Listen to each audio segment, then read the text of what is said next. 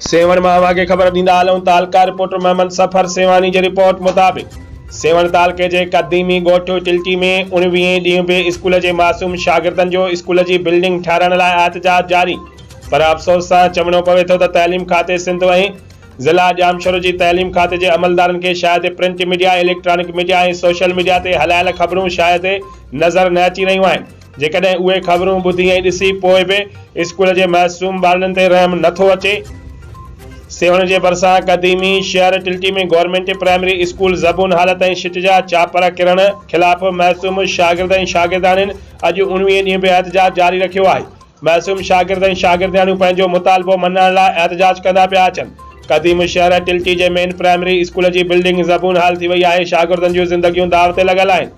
जॾहिं त मासूम ॿारनि जो चवणु हो त असां ख़ौफ़ सबबि क्लास रूमनि में नथा वेही सघूं, उन जे करे खुलियल आसमान हेठि तइलीम पिराइण ते मजबूर आहियूं।